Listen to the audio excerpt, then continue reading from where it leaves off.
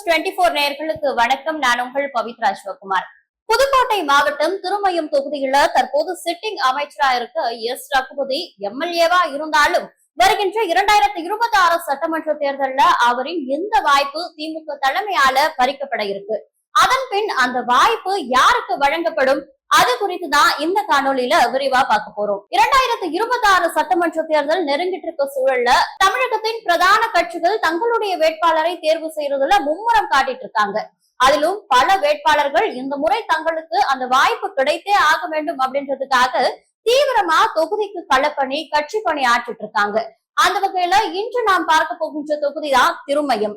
புதுக்கோட்டை மாவட்டத்தில் அமைந்துள்ள இந்த தொகுதி குறித்து பார்த்தோம்னா சோழ பாண்டிய மன்னர்களின் எல்லையாக இருந்த பகுதிதான் இந்த திருமயம். இங்கு அமைந்துள்ள ஒரே கல்லிலான குடைவரை கோவில்கள், ஒரே சுற்றுச்சுவர் கொண்ட சிவன் மற்றும் பெருமாள் ஸ்தலங்கள் இந்த தொகுதியின் பாரம்பரிய அடையாளமா இருக்கு.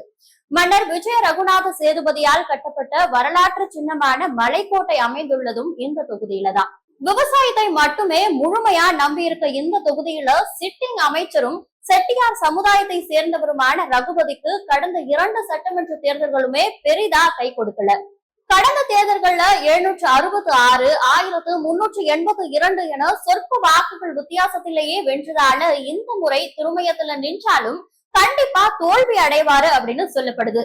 தொகுதிக்கு பெரிதா எதையுமே செய்யல அப்படின்ற வாக்காளர்களின் அதிருப்தி ஒரு பக்கமோ, வயதோ 75 கடந்து விட்டாலும் ரகுபதிக்கு மீண்டும் வாய்ப்பு தர திமுக தலைமை தீவிரமா யோசிச்சு இருக்காங்க.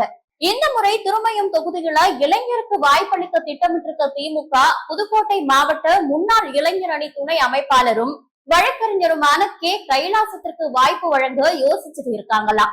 இவருக்கு வாய்ப்பு வழங்க போறாங்க அப்படின்னா எதற்காக அவருக்கு இந்த வாய்ப்பு வழங்கப்படுது, அவருக்கு இருக்கக்கூடிய அந்த பிளஸ் பாயிண்ட்ஸ் அது என்னென்ன அப்படின்னு பார்த்தோம்னா, இவர் திருமயம் தொகுதியில பெரும்பான்மையா இருக்கக்கூடிய முக்குளத்தோர் சமுதாயத்தை சேர்ந்தவரா இருக்காரு. உதயநிதி டிக் அடிச்சிருக்கக்கூடிய 40 இளைஞர்கள்ல இவரும் ஒருத்தரா. 25 வருட கட்சி அனுபவம் கொண்டவர், இளைஞர், திருமயம் தொகுதி மக்களுக்கு நன்கு பரிச்சயமானவர்னு ஏகப்பட்ட பிளஸ்கள் இவரிடம் இருக்குதான். குறிப்பா திருமயம் தொகுதி இளைஞர்களிடம் இவருக்கு கூடுதல் செல்வாக்கு இருக்குதான்.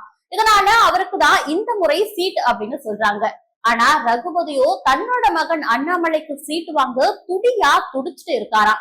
ஆனா இதனை திமுக தலைமை கண்டு கொள்ளாமலே இருக்காங்களாம். அதற்கான காரணம் என்ன அப்படின்னு பார்த்தோம்னா, அண்ணாமலை அரசியலுக்கு வந்து 2 வருடங்கள் மட்டும்தான் ஆகுதான். அவருக்கு வாய்ப்பளித்தால் தோல்வி நிச்சயம் என்கின்றார்களாம் திமுக உடன்பிறப்புகள். மற்றொரு புறம் அதிமுக வேட்பாளரா புதுக்கோட்டை மாவட்ட செயலாளர் மற்றும் முன்னாள் வீட்டு வசதி வாரிய தலைவர் பி.கே. வைரமுத்து களமிறக்கப்பட இருக்காரு.